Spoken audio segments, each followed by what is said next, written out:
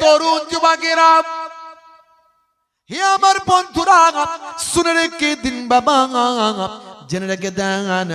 হে দুনিয়ার মানুষ শুনুন, খলিফাতুল মুমিনিন আমিরুল মুমিনিন ভাই আমার খলিফায়ে সানি ওমর ফারুক রাদিয়াল্লাহু তাআলা আনহু একদিন মদিনার ভাই আমার জঙ্গলের ভিতর দিয়ে যাচ্ছেন বাবা, কোনো এক কাজে রাস্তা দিয়ে হেঁটে হেঁটে যাচ্ছেন।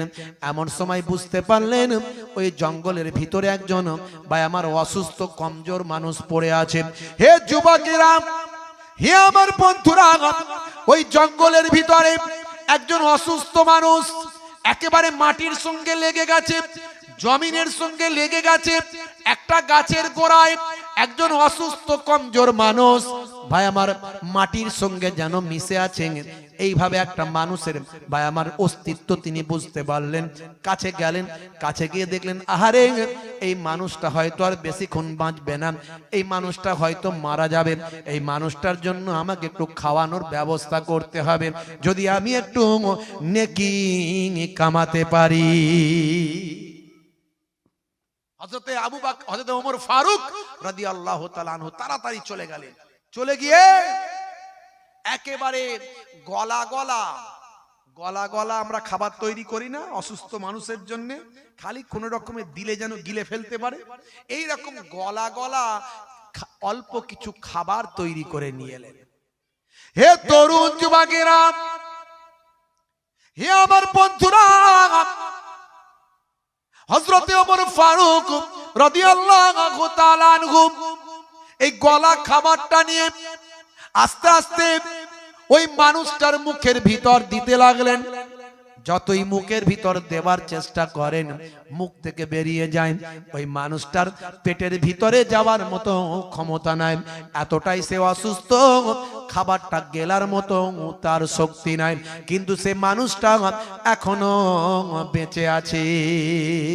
হে তরুণ যুবকেরা, হযরতে ওমর ফারুক রাদিয়াল্লাহু তাআলা আনহু বারবার চেষ্টা করছেন একটু আগুলটা ভিতরে চেপে খাবারটা ভিতরে ঢোকানোর চেষ্টা করছেন। কয়েকবার ভিতরে দেওয়ার চেষ্টা করলেন, কিন্তু খাবারটা বের হয়ে গেল।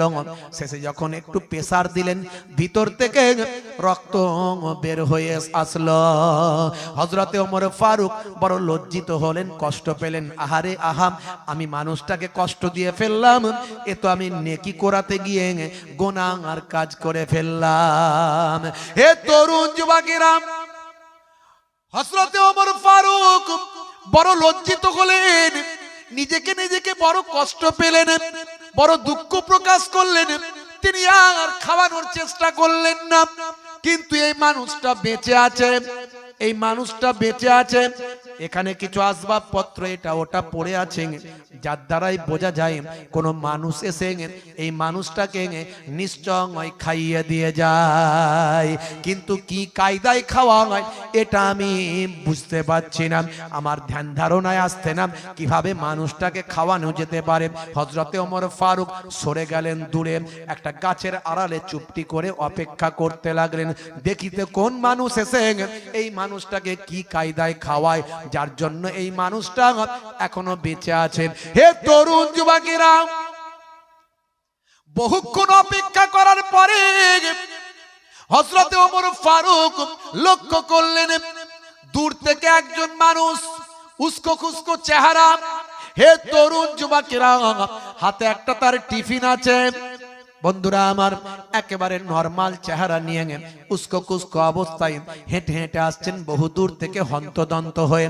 হযরতে ওমর ফারুক গাছের আড়াল থেকে সব লক্ষ্য করলেন, ওই মানুষটা এলেন দূর থেকে। হযরতে ওমর ফারুক লক্ষ্য করছেন, ওই মানুষটা এসে টিফিনটা রাখলেন, রাখার পরে ওই মানুষটা যেমন ভাবে শুয়ে আছেন সেইভাবে ওই মানুষটার পাশে সেই বৃদ্ধ মানুষটার পাশে, অসুস্থ মানুষটার পাশে এই আগন্তুক মানুষটা শুয়ে পড়লেন।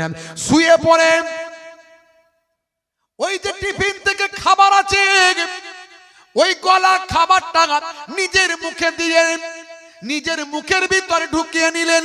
নিজের মুখের ভিতর ঢুকিয়ে ওই অসুস্থ রোগাক্রান্ত অসুস্থ বৃদ্ধ জয়ীব মাটির সঙ্গে মিশে যাওয়া মানুষটার মুখের সঙ্গে মুখটা লাগালেন। ভাই আমার মুখের সঙ্গে মুখটা লাগিয়ে নিজের মুখের খাবারটা পানির মতো করে তার মুখের ভিতর ঢুকিয়ে দিচ্ছেন। এইভাবে কিছু সময় ধরে অল্প কিছু খাবার নিজের মুখ দিয়ে তার মুখে খাবারটা ঢুকিয়ে খাওয়াচ্ছে। জোরে হবে না, আর জোরে হবে না। বন্ধুরা আমার, তরুণ যুবকেরা আমার, হে আমার মুরব্বিয়ানেরা, এমন সময় হযরত ওমর ফারুক চিন্তা করলেন ওই মানুষটাকে খাওয়ানো হয়ে যাওয়ার পরে যখন এই মানুষটা উঠে দাঁড়িয়েছে, অনেকটা দূর থেকে হযরত ওমর ফারুক লক্ষ্য করলেন মানুষটাকে তো বড় চেনা চেনা লাগছে। দেখি তো মানুষটাকে। গাছের আড়াল থেকে হযরত ওমর ফারুক বাইরে বের হয়ে এলেন। বাইরে বের হয়ে টুকটুক করে সেই মানুষ দুটোর দিকে হেঁটে হেঁটে গেলেন। কাছে গিয়ে দেখেন এই মানুষটা আর অন্য কেউ নন, ইনি হলেন তিনি আর অন্য কেউ নন, ইনি হলেন হযরতে আবু বকর সিদ্দিক রাদিয়াল্লাহু তাআলা আনহু। জোরে হবে না। পরবর্তীকালে খলিফায়ে আউয়াল যিনি হয়েছিলেন ইনি হলেন সেই হযরতে আবু বকর সিদ্দিক রাদিয়াল্লাহু তাআলা আনহু। হযরতে ওমর ফারুক সেই সময় চোখ ভরা পানি নিয়ে বললেন, হুজুর আপনি তাহলে এই কায়দায় খাওয়ান। আমিও চেষ্টা করেছিলাম খাওয়ানোর, কিন্তু পারিনি। হুজুর আপনি এত বড় আল্লাহর নবীর একজন প্রিয় 1 নাম্বার সাহাবী, আফজালুন নাস বাদাল আম্বিয়া। সৃষ্টি জগতের মধ্যে যত মানুষ আছে সবাইয়ের মধ্যে আপনি আফজাল। নবীদের পরে পৃথিবীর বুকে যত মানুষ আছে সবচেয়ে উপরে আপনার সম্মান নবী আমার জানিয়ে দিয়েছেন। আপনি এত বড় সম্মানের ব্যক্তি হয়েও আপনি কেন এত নেকির পেছনে ছুটে বেড়ান? হে তরুণ যুবকেরা, হে আমার বন্ধুরা, হযরতে আবু বকর সিদ্দিক রাদিয়াল্লাহু তাআলা আনহু মুচকি হেসে বললেন, ভাই ওমর আপনি কে আর আপনি কার কথা কার পক্ষে বলছেন? আপনি আমার কথা বলছেন, কিন্তু আপনি কি একবার নিজের দিকে লক্ষ্য করেছেন? আল্লাহ আপনার কত সম্মান দিয়েছেন। আপনিও তো নেকি কামানোর জন্য ছুটে এসেছিলেন, আপনার কত আল্লাহ ইজ্জত দিয়েছেন সেটা তো আপনার নবীও জানিয়ে দিয়েছেন। লাউ কানা বাদি নবিয়ুন লাকানা আমার পরে যদি আল্লাহ কাউকে নবী বানাতেন হযরতে ওমরকে আল্লাহ নবী বানিয়ে দিতেন। সেই হযরতে ওমরও নেকি কামানোর জন্য ছুটে এসেছেন। ভাই ওমর আপনি আমার নেকির কথা বলছেন, আপনিও তো নেকি কামানোর জন্য এসেছেন। আপনি আমার মর্যাদার কথা বলছেন, আল্লাহ আপনার কত মর্যাদা দিয়েছেন সেটা আপনি ভালো করে জানেন। জোরে হবে না। এই হচ্ছে সাহাবীদের চিন্তা ভাবনা।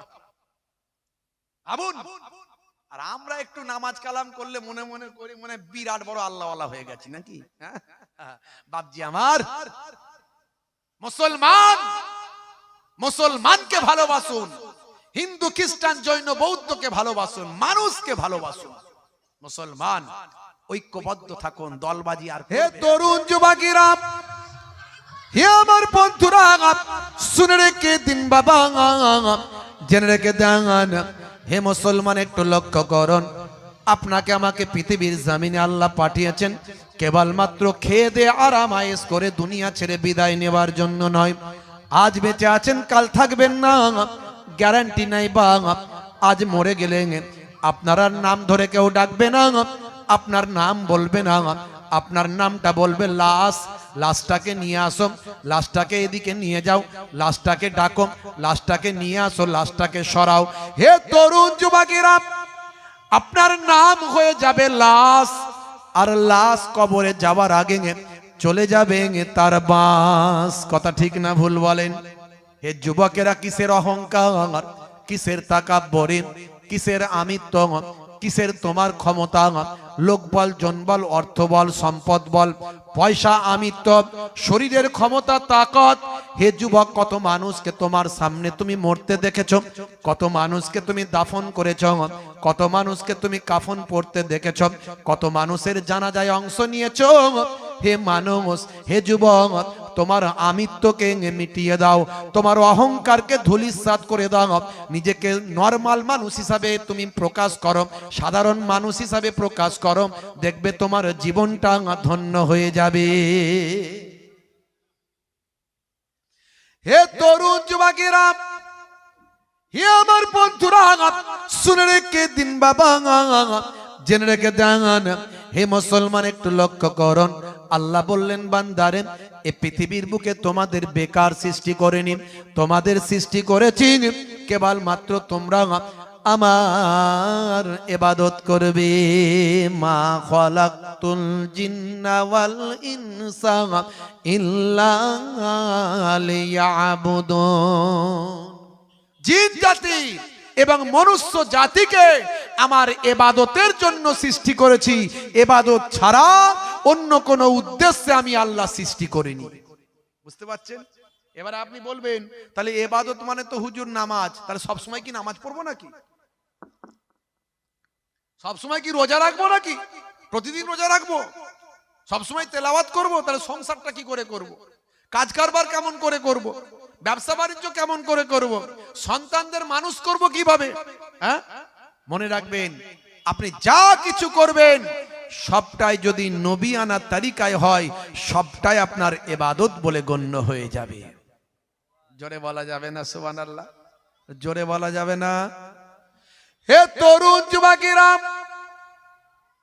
হে আমার বন্ধুরা, হে আমার মুরব্বিয়ানেরা, আমার আল্লাহ কোরআন মাজিদের ভিতরে বললেন, হে নবী আপনি ওয়াজ করতে থাকুন, আপনি বক্তৃতা দিতে থাকুন, বক্তব্য দিতে থাকুন, ওয়াজ আপনি করতে থাকুন। ফাযাক্কির ফাইন্নাজ যিকরা তানফাউল মুমিনিন। You keep telling, believers will benefit. হে নবী আপনি ওয়াজ করতে থাকুন, আপনার ওয়াজটা ঈমানদারদের উপকারে লাগবে। জোরে বলুন সুবহান। বন্ধুরা আমার, তরুণ যুবকেরা আমার, নবী আমার ওয়াজ করেছিলেন ইবাদত কাকে বলে। হে তরুণ যুবকেরা, আমি আপনি মনে করি শুধু নামাজ মানে ইবাদত। শুনে রেখে দেন, জেনে রেখে দেন, হে যুবকেরা, আমার আল্লাহ কোরআন মাজিদের ভিতরে জানিয়ে দিলেন, হে দুনিয়ার মানুষ শোনো, লাকাদ কানা লাকুম ফি রাসূলিল্লাহি উসওয়াতুন হাসানা। হে তরুণ যুবকেরা, হে দুনিয়ার মানুষ শোনো, তোমাদের জন্য তোমাদের নবীর মধ্যে আছে উত্তম হাসানা। তোমরা তোমাদের নবীর আদর্শকে ফলো করো, নবীর মধ্যে আছে উত্তম আদর্শ, উত্তম আখলাক। নবী যেভাবে কাজ করতে বলেন, নবী যেটা বলেন সেটা তোমরা শোনো। অন্য জায়গায় আল্লাহ বলছেন, মাইয়ুতির রাসূল ফাকাদ আতা আল্লাহ, যে আমার রাসূলের ইতাআতটা করলো, যে আমার রাসূলের তাবেদারিটা করলো, যে আমার রাসূলের গোলামিটা করলো, সে তো আমি আল্লাহ আমারই গোলামি করলো। জোরে হবে না? আর জোরে হবে না? নবীর রওজা শরীফ দেখে মন ভরে না, দিদার দাও গো শাহে মদিনা, দিদার দাও গো শাহে মদিনা। আরো শের মেঘমান করেছেন আল্লাহ, কত শান কত মান মোর কামলিওয়ালা। ও গো মদিনাওয়ালা, ও গো মদিনাওয়ালা, করো করুণা, দিদার দাও গো শাহে মদিনা, দিদার দাও গো শাহে মদিনা। নবীর রওজা শরীফ দেখে মন ভরে না, দিদার দাও গো শাহে মদিনা। আল্লাহুম্মা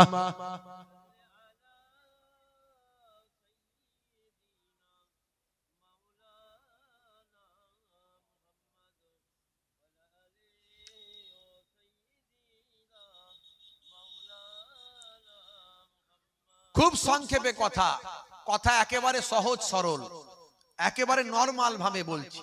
আল্লাহ বলছেন ইবাদতের জন্য পাঠিয়েছি, ইবাদতটা কেমন হবে?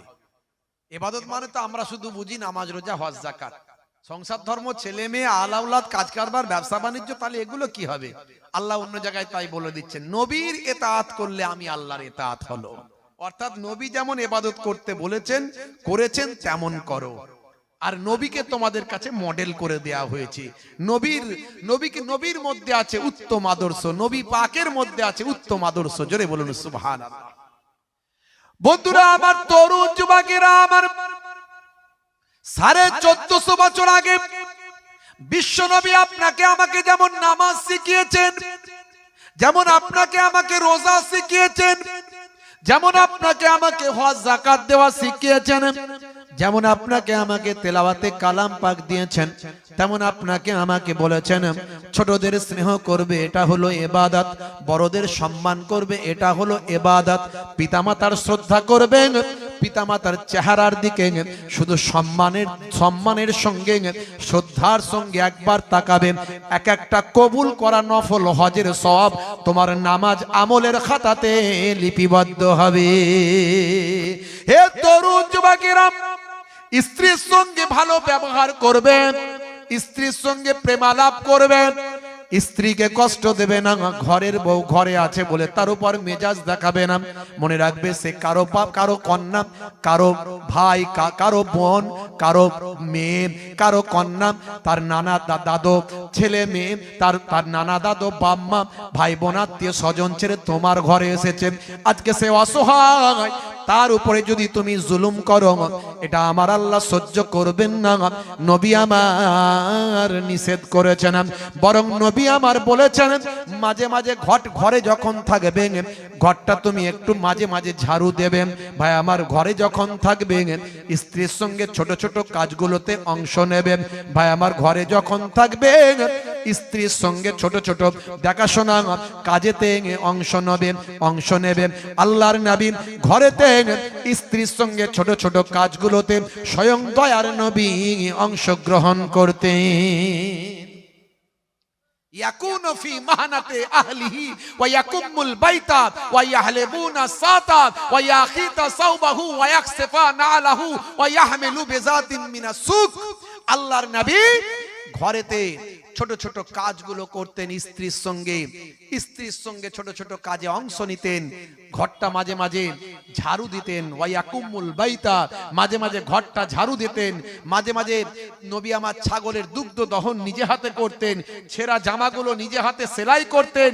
মাঝে মাঝে নবী আমার ওয়ায়াহমিলু বিজাতিন মিনাস সুক, নবী আমার বাজারটা নিজে হাতে করে বাড়িতে নিয়ে আসতেন। জোরে বলা যাবে না? করেছেন? ঘর ঝাড়ু দিয়েছেন মাঝে মাঝে? কি ঘর ঝাড়ু কোনোদিন দিয়েছেন কি? স্ত্রীর সঙ্গে মাঝে মাঝে রান্নায় সহযোগিতা করেছেন? কই গো পল্টুর মা, তোমার শরীরটা খারাপ, আমি তরকারিটা আলুটা কেটে দিচ্ছি, খালি তুমি একবার এসে নেড়ে দেবে। কোনোদিন হয়েছে এরকম ঘটনা? কি যে বলেন হুজুর আপনি, এগুলো সব মেয়েদের কাজ আর আমাদেরকে জিজ্ঞাসা করছেন? হ্যাঁ, কথা ঠিক না? আরে আপনি কত বড় সাহেব হয়েছেন ভাই, কত বড় সাহেব হয়েছেন। ডাক্তার সাহেব, মাস্টার সাহেব, উকিল সাহেব, নেতা সাহেব, মন্ত্রী সাহেব, এমএলএ সাহেব, এমপি সাহেব, হুজুর সাহেব, পীর সাহেব, মৌলী সাহেব, মুফতি সাহেব, কত বড় সাহেব হয়েছেন। পৃথিবীর 200 কোটি মানুষ যে মানুষটাকে 24 ঘন্টা ফলো করে, আরো কয়েকশো কোটি মানুষ যে মানুষটাকে ভালোবাসে, আমার আপনার নবী পৃথিবীর সবচেয়ে বড় দামি লোক। নবীর থেকে বড় সাহেব পৃথিবীতে কেউ হয়নি আর হবে না। সেই নবী স্ত্রীর সঙ্গে রান্নায় সহযোগিতা করছেন, মাঝে মাঝে ঘরটা নিজে হাতে ঝাড়ু দিচ্ছেন। জোরে বলুন সুবহান। জোরে হবে না? আচ্ছা বলুন তো, স্ত্রীর সঙ্গে যদি আপনি মাঝে মাঝে ঘরটা ঝাড়ু দেন, রান্নায় কোনোদিন সহযোগিতা করেন, কই গো পল্টুর মা, তোমার শরীরটা খারাপ, আমি একটু আলুটা কেটে দিচ্ছি, বলেন, আচ্ছা বলেন তো এতে প্রেম বাড়বে না কমবে? কথা বলেন না বাপ। না বিরামপুরের মানুষ, বিরামনগরের মানুষ আমাকে মনে হয় পছন্দ হয় না, মনে হয়, তাই তো নাকি? হ্যাঁ, আমি একটু বসিরহাট এলাকায় জলসা এমনি কম নিয়ে একটু, বুঝতে পারছেন? এমনি একটু কম নি, কিন্তু কিছু কিছু ভালোবাসার ছেলে পুলে ফোন করলে নিতে হয় ওদের খাতিরে, ওদের ভালোবাসায়, বুঝতে পারছেন? তো যাই হোক, তো ভাইরা আমার, তো বিরামপুরের বিরামনগরের মানুষ বলুন যে আপনি যদি মাঝে মাঝে ঘরটা ঝাড়ু দেন, স্ত্রীর সঙ্গে রান্নায় একটু সহযোগিতা করে দেন, প্রেম বাড়বে না কমবে? জোরে বলেন। শুধু বাড়বে না ফেভিকল আটার মতো চিটিয়ে চিটিয়ে প্রেম বাড়বে, চিটিয়ে যাবে, মানে ছাড়ানো যাবে না প্রেম। কথা ঠিক না ভুল? বুড়ো বুড়ি হয়ে যাবেন, প্রেম তবুও কমবে না। কথা ঠিক না ভুল? আর এখনকার ছেলেদের প্রেম জানেন তো নাকি? হ্যাঁ, এখনকার ছেলেরা সব শাহরুখ খানের ভক্ত, সলেমান খানের চাচতো ভাই, শাহরুখ খানের ফুফুতো ভাই, সব ওদের কাছ থেকে প্রেম শিখেছে। হ্যাঁ, যত প্রেম বিয়ের আগে হাত কেটে একদম আই লাভ ইউ, তোমার জন্য জীবন দেব, রেল লাইনে মাথা দেব, বিষ খেয়ে মরে যাব, পটল ডাঙায় চলে যাব। ওরে বাপ রে বাপ, কি প্রেম রে ভাই!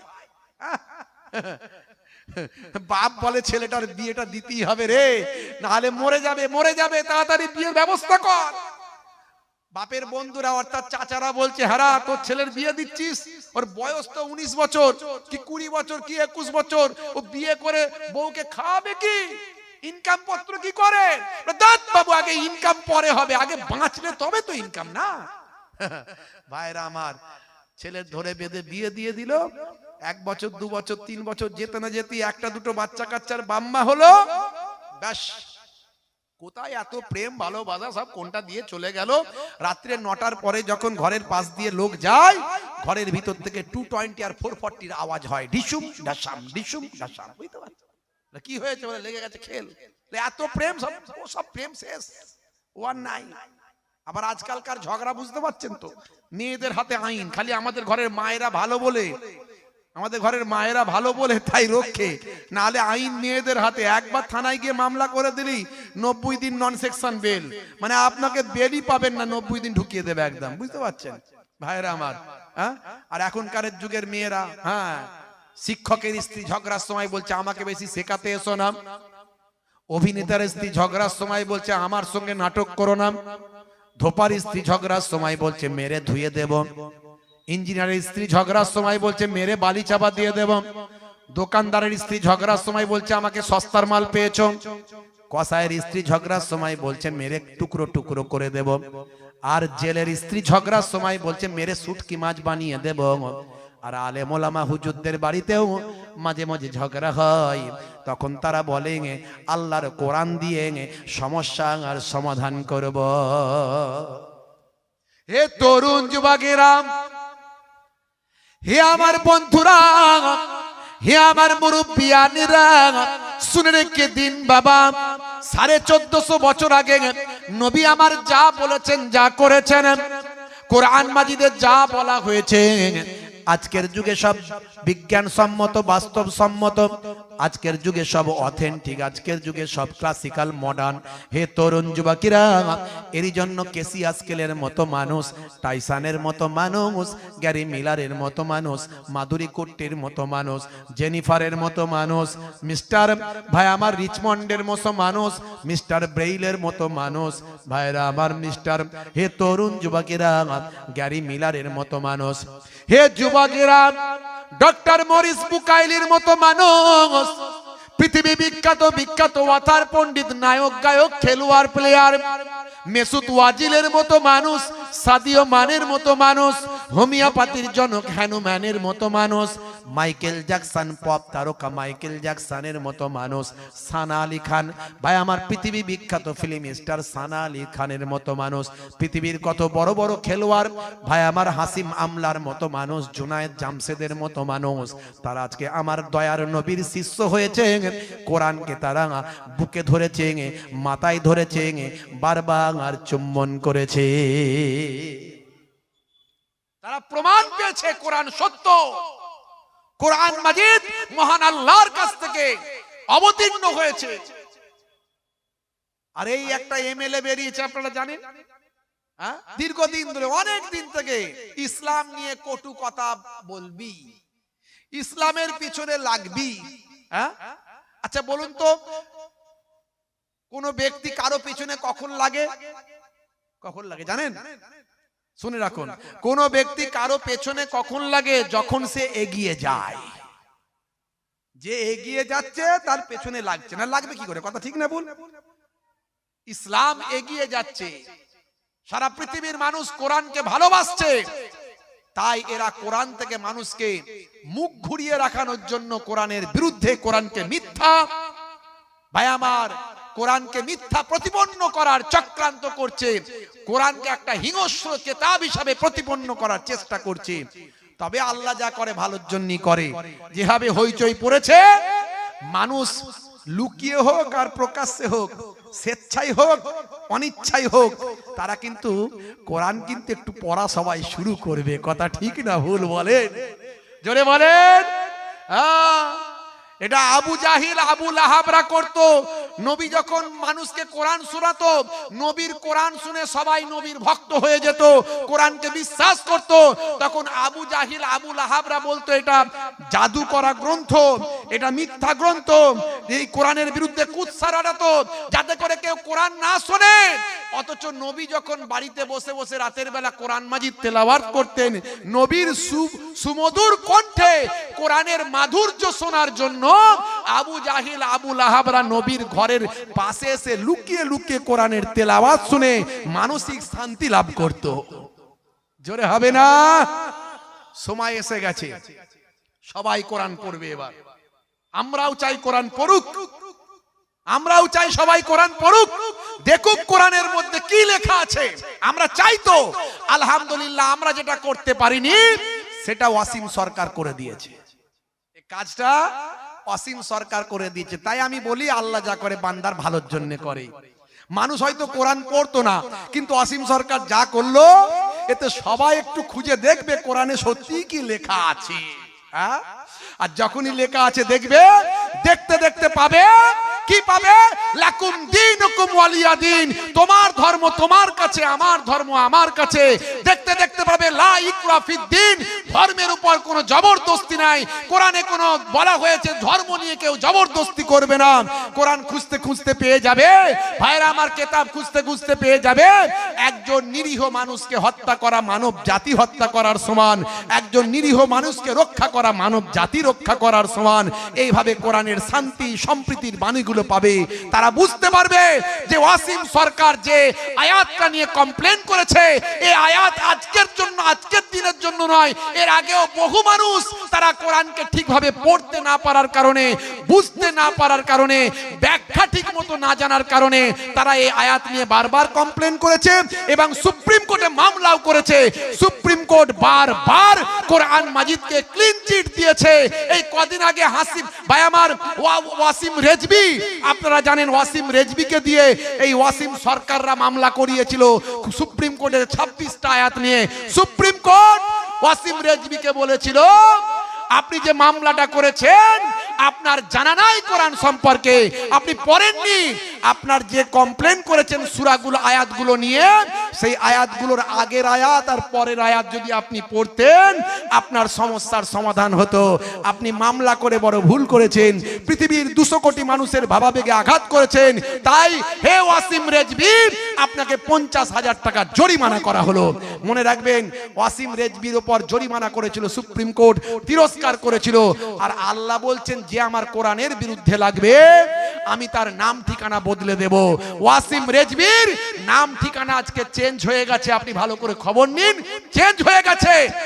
আমার বড় মনে হচ্ছে এই কি বলেন, এই যে এর প্রতি যে আল্লাহ কি করবেন সেটা খুব তাড়াতাড়ি হয়তো আমরা দেখতে পাবো। যাই হোক, তবে কিন্তু পরোক্ষভাবে ভালোই হয়েছে আমি বলবো, বুঝতে পারছেন?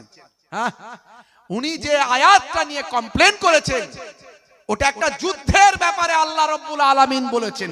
যুদ্ধ চলছে তখন একটা যুদ্ধের প্রেক্ষাপট। কোরআন মাজিদ দীর্ঘ 23টা বছর ধরে, 30 পারা কোরআন 23 বছর ধরে প্রফেটের কাছে, নবীর কাছে একটু একটু করে এসেছে, একটু একটু করে। এই আয়াতগুলো যে নাজিল হয়েছে, তখন নবীর সঙ্গে কুফফারে কুরাইশ, আল্লাহর নবীর জ্ঞাতিগোত্র, তারা নবীরই পরিবারের লোক, কিন্তু বিশ্বাস আর অবিশ্বাসের প্রশ্ন এখানে। নবীর বিশ্বাস আলাদা, তাদের বিশ্বাস আলাদা। বিশ্বাসে লড়াই, তারা আমার নবীকে মেরে ফেলতে চায়, নবীর ফলোয়ার্সদের তারা হত্যা করছে। আপনার দলের মানুষকে যদি কেউ হত্যা করে আপনি বলবেন না তোরাও পেলে ওদের হত্যা করবি? তবে ইসলাম কত সুন্দর বলেছে, তারা যদি তোমাদের কাছে ক্ষমা প্রার্থনা করে ক্ষমাও করে দাও। জোরে বলুন সুবহানাল্লাহ। 4 মাসের জন্য এখানে সন্ধি চুক্তি হয়েছিল। আর ওই মক্কার কুরাইশরা, কাফেররা, এই কাফের শব্দ নিয়ে অনেকে ভাই আমার গোলাচ্ছে, বলে হিন্দুদেরকে নাকি মুসলমানরা কাফের বলে। দূর বাবু, পড়াশোনা করো ভালো করে। এই কাফের শব্দ প্রয়োগ হয়েছে মক্কার কুরাইশদের, ওই সমস্ত বেঈমানদের জন্য যারা নবীকে মেরে ফেলতে চায় তাদের জন্য, এখনকারের প্রেক্ষাপটে নয়, এখনকার হিন্দু খ্রিস্টান জৈন বৌদ্ধের জন্য নয়। বুঝতে হবে ভাইরা আমার, তরুণ যুবকেরা আমার, মুরব্বিয়ানেরা আমার। সেই সময় আল্লাহ রাব্বুল আলামিন বললেন, তারা তোমাদেরকে যদি হত্যা করে তোমরাও তাদের হত্যা করো। তারা যদি তোমাদেরকে যেখান থেকে বের করে দিয়েছে তাহলে তোমরাও তাদেরকে বের করে দাও। এই যে যুদ্ধের প্রেক্ষাপটে এই আয়াতগুলো নাজিল হয়েছে। ওয়াসিম সরকার এক্ষেত্রে ঠিক বলেছে, কিন্তু আগের আয়াত আর পরের আয়াতটা যদি বলতো সমস্যার সমাধান হয়ে যেত। বুঝতে পারছেন? এই যুদ্ধের বর্ণনা অন্যান্য ধর্মগ্রন্থ আছে। আপনি বাইবেল খুলুন না, যুদ্ধের বর্ণনা পাবেন না? অনেক যুদ্ধের বর্ণনা পাবেন। আপনি রামায়ণ মহাভারত খুলুন, যুদ্ধের বর্ণনা পাবেন না? অনেক যুদ্ধের বর্ণনা পাবেন। এর জন্য পড়াশোনা করতে হবে রে ভাই। কোরআন মাজিদটাকে নিয়ে রিসার্চ করলে আপনি এখান থেকে বিভিন্ন সাবজেক্ট তৈরি হয়ে যায়। কোরআন মাজিদকে আপনি ছোটখাটো জিনিস ভাবছেন? হ্যাঁ, একজন ফিলোসফার তার দৃষ্টিকোণ দিয়ে দেখবে কোরআন মাজিদ একটা দর্শনের কিতাব, সেখান থেকে দর্শনের একটা সাবজেক্ট তৈরি হয়ে যায়। একজন হিস্টোরিয়ান তার দৃষ্টিকোণ দিয়ে দেখবে কোরআন মাজিদ একটা হিস্ট্রির কিতাব, সেখান থেকে একটা ইতিহাসের সাবজেক্ট তৈরি হয়ে যায়। এই রকম ভাবে সায়েন্সের সাবজেক্ট তৈরি হয়ে যায়। এই রকম ভাবে ভাই আমার আপনার কি বলবো, কত ধরনের আপনি জিনিস কোরআন মাজিদ থেকে পাবেন। অতএব কোরআন মাজিদ নিয়ে গবেষণা করতে হবে। তবে আল্লাহ যা করে ভালোর জন্যই করে। ওয়াসিম সরকার যা করে দিয়েছে, পশ্চিমবঙ্গের অন্তত সবাই একবার হলেও কোরআনটাই কি লেখা আছে পড়ার চেষ্টা করবে। জোরে বলুন সুবহানাল্লাহ। আর যে কোরআন পড়বে যদি সাদা মন নিয়ে পড়ে, যদি সে স্বচ্ছ পরিষ্কার হৃদয় নিয়ে জানার জন্য পড়ে, যেভাবে রিচমন্ড, যেভাবে গ্যারি মিলার, যেভাবে জেনিফার, এরা কোরআন পড়তে গিয়ে, কোরআনের ভুল খুঁজতে গিয়ে কোরআনের প্রেমিক হয়েছে, আগামী দিন কোটি কোটি মানুষ কোরআনের প্রেমিক হয়ে যাবে। জোরে হবে না? যদি আগুন লাগে ধ্বংস হয়ে যায়, ধ্বংস হয়ে যায় পৃথিবীর সব বইয়ের দোকান, তবু বিশ্ব থেকে হারাবে না পবিত্র কোরআন। এটা ওয়াসিম সরকারেরই একজন চাস্তো ভাইয়ের লেখা কবিতা। ওয়াসিম সরকার যেখান থেকে এদেশে এসেছে, বাংলাদেশে তো আসল বাড়ি, তো এই বাংলাদেশেরই একজন, ওনাদেরই ভাই আমার কোন সম্পর্কে কিছু হতে পারে হয়তো, তো তার নাম হচ্ছে মিস্টার নকুল কুমার বিশ্বাস। ইনি একজন ভালো মানুষ, প্রত্যেকটা ধর্মকে শ্রদ্ধা করেন, সম্মান করেন। যেমন আপনি আমাকে যদি জিজ্ঞাসা করেন, আমি অন ক্যামেরা এত লোকের মাঝখানে, কোনো বানানো গল্প নয়, আই লাভ গীতা, আমি গীতাকে ভালোবাসি। আপনাদের কি মনে হচ্ছে গীতাকে যদি মোহেবুল্লাহ হুজুর ভালোবাসে বলছে, তাহলে মোহেবুল্লাহ হুজুরের নিশ্চয় আর ধর্ম কিছু নাই, মনে হয় দিন থেকে ইসলাম থেকে বেরিয়ে গেল নাকি? হ্যাঁ ভাই, আমি যদি গীতাকে ভালোবাসি আমার ধর্ম শেষ হয়ে যাবে নাকি? কি মনে হচ্ছে এটা? আপনাদের এরকম কিছু মনে হচ্ছে? দেখছেন সবাই বলছে না না না, এটা কোনো ব্যাপারই নয়। আমি গীতা পড়তেই পারি, গীতা থেকে অনেক কিছু জ্ঞান লাভ করতে পারি। আমি বাইবেল পড়তে পারি, আমি ত্রিপিটক পড়তে পারি, আমি জেন্দাবেশ পড়তে পারি, আমি যে কোনো কিতাব পড়তে পারি। আমি গীতাকে স্পেশাল শ্রদ্ধা করি। কেন বলুন তো?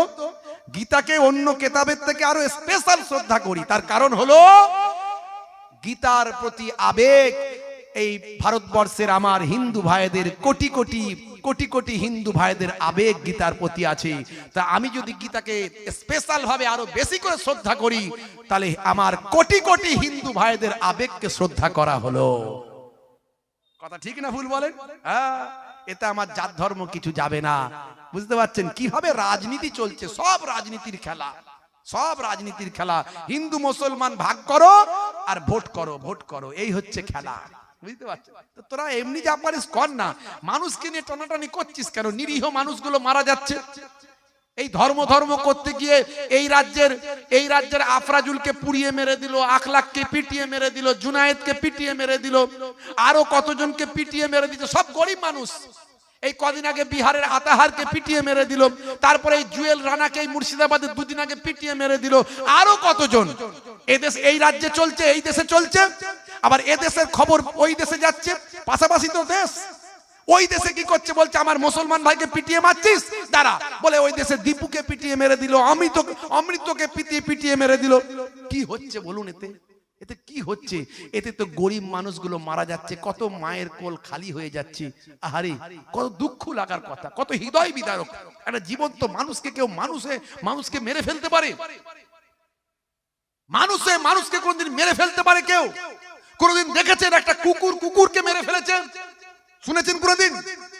হ্যাঁ, কুকুর হচ্ছে সবচেয়ে একটা মানে চতুষ্পদ প্রাণীর মধ্যে সবচেয়ে মানে কি বলবো, একদিকে যেমন মানে প্রভুভক্ত প্রাণী, আবার একদিকে কিন্তু সে জঙ্গলের ভিতরে পায়খানা খাওয়া প্রাণী। কথা ঠিক না বল? তাহলে যে প্রাণীটা জঙ্গলে পায়খানা খায়, এই প্রাণীটাও একটা কুকুর আর একটা কুকুরকে পিটিয়ে মেরে ফেলে না, কামড়ে মেরে ফেলে না, তার থেকেও নিকৃষ্ট হয়ে গেছে মানুষ। সেটা এ দেশে হোক আর ও দেশে হোক, মুসলমান বলেও আমার কাছে রেহাই নাই। কারণ ইসলাম বলেছে যে অন্যায় করেছে অন্যায়কে অন্যায় বলতে হবে, সেটা এ দেশে হোক আর সে দেশে হোক। ইসলাম শেখায়নি। আমার নবী যদি আজকে হায়াতে থাকতেন, নবী ক্ষমা করতেন। মসজিদে ইহুদি পেচ্ছাপ করেছে, আপনারা জানেন, মসজিদে ইহুদি পেচ্ছাপ করেছে। সাহাবারা রেগে উত্তেজিত, বলে ইচ্ছা করতে ভাবে পেচ্ছাপ করেছে, হুজুর অনুমতি দিন, তলোয়ার দিয়ে গর্দানটা দুখানা করে দেব। আমার নবী বললেন দাঁড়াও, একটা কথা বলবে না, চেঁচামেচি করবে না, তাহলে ওর পেচ্ছাপটা ব্রেক হয়ে যাবে। পেচ্ছাপটা ব্রেক হয়ে গেলে স্বাস্থ্যের জন্য ক্ষতি হবে। আমার নবী কত বড় ডাক্তার, চিন্তা করুন। পেচ্ছাপ করতে করতে যদি সত্যি আটকে যায়, পেচ্ছাপ ব্রেক হয়, এটা স্বাস্থ্যের জন্য ক্ষতি। মেডিকেল সায়েন্স বলছে 1450 বছর আগে আমার নবীর কথা আজকের মেডিকেল সায়েন্স গ্রহণ করছে। আজকে আমার মেডিকেল সায়েন্সের সঙ্গে আমার নবীর কথা মিলে যাচ্ছে। আমার নবী বললেন দাঁড়াও, ওর পেচ্ছাপ করা হয়ে গেলে আমার কাছে নিয়ে আসো, যা বলার আমি বলবো। সাহাবায়ে কেরামরা একেবারে কি বলে স্তব্ধ হয়ে গেলেন। নবীকে কেমন তারা বিশ্বাস করতেন, কেমন মানতেন। এখন তো আমরা যোগ্য আলেম ওলামা হুজুরদেরকে মানি না। আর আমাদেরও যা হুজুররা হয়েছে এখন, এই হুজুর ওর বিরুদ্ধে, ওই হুজুর ওর বিরুদ্ধে, কাকে আর মানবে? তা আমরা চেষ্টা করছি, আমরা পরিবেশটা ঠিক করার চেষ্টা করছি আমাদের এই সংগঠনের মাধ্যমে। যাই হোক, তো আমার নবীকে তারা কেমন ফলো করতেন? নবী বলেছেন, সঙ্গে সঙ্গে সব স্টপ। আল্লাহর নবী তাকে বললেন, হে বাবা ছেলে, তুমি ইচ্ছাই বা অনিচ্ছাই পেচ্ছাপ করেছো আমাদের এই ইবাদতখানায়। তুমি তো জানো এটা আমাদের ইবাদতখানা। তোমাদেরও তো ইবাদতখানা আছে রে বাবু। হ্যাঁ বাবা, ইবাদতখানায় কখনো পেচ্ছাপ করতে নাই। যাও, আমার ফলোয়ার্সরা, আমার সাহাবীরা উত্তেজিত হয়ে গিয়েছিল, রেগে গিয়েছিল, তাদের আমি ঠান্ডা করে দিয়েছি। তুমি নিরাপত্তার সঙ্গে বাড়ি ফিরে যাও, তোমার গায়ে কেউ হাত দেবে না, আমি নবী তোমাকে ক্ষমা করে দিলাম। সেই ইহুদি বলে, আমি তো ইচ্ছাকৃতভাবে করেছি পেচ্ছাপ, আমি দেখতে চেয়েছি, আমি ইনজিল তাওরাত পড়েছি, ইনজিল তাওরাতে আমি জেনেছি যিনি শেষ যুগের, কলি যুগের, আখিরি যুগের যিনি নবী হবেন, তিনি হবেন দয়ার সাগর। তার মধ্যে অনেক দয়া, ক্ষমা, তার মধ্যে অনেক প্রেম থাকবে, তিনি মানুষকে ক্ষমা করবেন। তা আপনি যে আমাকে ক্ষমা করলেন, আমি বুঝে গেলাম আপনি প্রকৃত প্রফেট। আপনি না নবী হলে আবার কে নবী হবে? আপনার হাতে হাত দিয়ে আমি আপনার শিষ্যত্ব গ্রহণ করতে চাই। এই হলো নবীর ইতিহাস। এই ইতিহাস তো ভোলানো যাবে না। ইন্টারনেট সার্চ করুন, মোবাইলে দেখুন, পড়ুন। এখন তো নবীর জীবনী মোবাইলে প্রত্যেকেই যে যার প্রত্যেকে একটা করে অ্যাপ ডাউনলোড করতে পারে। কোরআন মাজিদের একটা করে অ্যাপ ডাউনলোড করতে পারে। এখন তো লুকানোর কিছু ব্যাপার নাই, জোর করে কিছু নাই, কেউ কাউকে বোঝানোর দরকার নাই, সবাই আমরা পড়াশোনা করতে পারি। হে তরুণ যুবকেরা, হে আমার বন্ধুরা, শুনে রেখে দিন বাবা, জেনে রেখে দেন হে মুসলমান, লক্ষ্য করুন 1450 বছর আগে আমার আল্লাহ যা বলেছেন, আমার নবী যা বলেছেন, আজকের যুগে সব বিজ্ঞান আর বাস্তবতায় প্রমাণিত হয়েছেন। 1450 বছর আগে পৃথিবীর বড় বড় ওয়াথার পণ্ডিতেরা তারা আমার নবীর শিষ্য হয়ে গেছেন, নবীর আখলাক নবীর চরিত্রে তারা মুগ্ধ হয়েছেন। হে তরুণ যুবকেরা, আল্লাহর নবী শিখিয়েছিলেন, কি শিখিয়েছেন? আল্লাহর নবী শিখিয়েছেন, হে দুনিয়ার মানুষ শোনো, মুসলমানের উপর 5টা হক। হাক্কুল মুসলিমে আলাল মুসলিমে খামস, ভাই আমার রাদ্দুস সালাম, সালামের জবাব দেবেন। ওয়াইয়াদাতিল মারিজ, অসুস্থ মানুষকে দেখতে যাবেন। ওয়াইত্তেবাইল জানাইজ, জানাজায় অংশ নেবেন। ওয়াইজাবাতুদ দাওয়াত, দাওয়াত করলে দাওয়াত গ্রহণ করবেন। ওয়াতাসমিয়াতিল আতিস, যখন হাঁচ করবেন, হাঁচি হলে হাঁচির জবাবটা তুমি দেবে। হাঁচ করলে কি বলতে হয় বলেন? কি বলেন? আলহামদুলিল্লাহ। আর যে শুনবে সে কি বলবে? ইয়া রাহমুকাল্লাহ বা ইয়া রাহমুকুমুল্লাহ। জি হ্যাঁ, আল্লাহ তোমাদের উপর রহম করুন বা তোমার উপর রহম করুন। আর হাঁচ করলে বলে আলহামদুলিল্লাহ, সমস্ত প্রশংসা আল্লাহর। হাঁচ করলে কি বলবেন? আলহামদুলিল্লাহ, সমস্ত প্রশংসা আল্লাহর। এখন স্বাস্থ্য বিশেষজ্ঞ মাওলানা সাহেবকে বলছে, মাওলানা সাহেব, আপনাদের নবী নামাজ শিখিয়েছে, নামাজের মধ্যে দেখছি সুন্দর ব্যায়াম আছে, দারুণ ব্যাপার।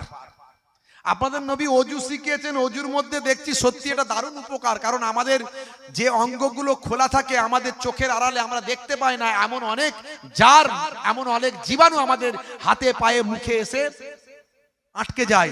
কিন্তু যখন 5 বার ধৌত করি, অজু করেন, তখন জীবাণুগুলো সব ধুয়ে পরিষ্কার হয়ে যায়।